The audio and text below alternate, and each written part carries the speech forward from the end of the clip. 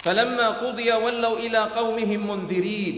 Setelah mereka mendengarkan Al-Quran dari Rasulullah SAW, maka mereka kembali kepada kaum mereka memberikan peringatan. Qalu ya qaumana inna sami'na kitaban unzila min ba'di Musa.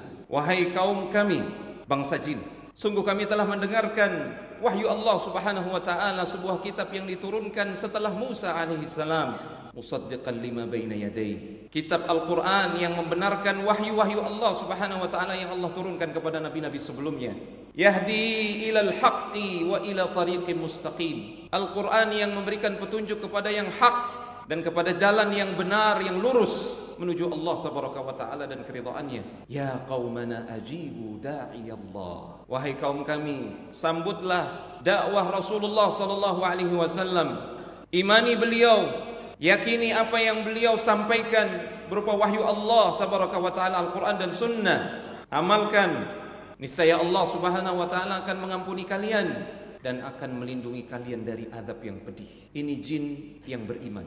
Para ulama diantaranya Al-Hafidh Ibnu Hajar Al-Asqalani, demikian pula ulama yang lain, Ibnu Hazm rahimahumullahu jami'an, mereka mengatakan jin-jin yang beriman ini, yang membenarkan Rasulullah SAW ketika mereka mendengarkan Al-Quran dari Rasulullah SAW, mereka adalah sahabat-sahabat Rasulullah SAW dari kalangan bangsa jin. Namun kita tidak menemukan satupun riwayat yang sahih Rasulullah SAW pernah meminta bantuan mereka. Rasulullah SAW mengalami hari-hari yang berat ketika perang Uhud. Rasulullah tidak pernah meminta bantuan sahabat-sahabatnya dari kalangan jin yang beriman. Rasulullah SAW mengalami hari yang dahsyat dan berat ketika Madinah dikepung di perang Ahzab. Tidak ada ceritanya Rasulullah SAW memohon pertolongan, meminta bantuan, memanggil sahabat-sahabatnya dari kalangan jin yang muslim.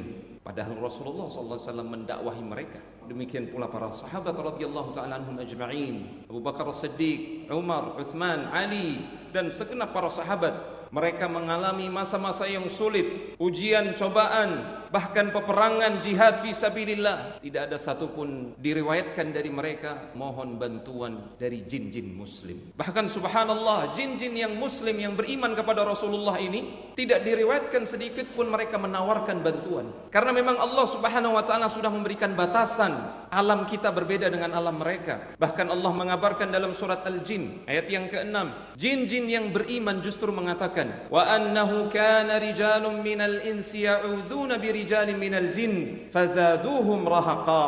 Sesungguhnya ada sebagian laki-laki dari kalangan manusia meminta perlindungan dari laki-laki dari kalangan jin, dan itu justru menambah rasa takut, kelemahan dan dosa untuk mereka. Karena orang-orang yang berhubungan dengan jin, dia telah menggantungkan hatinya kepada makhluk yang lemah. Hatinya bergantung kepada jin tersebut, tidak lagi bergantung kepada Allah tabaraka wa taala.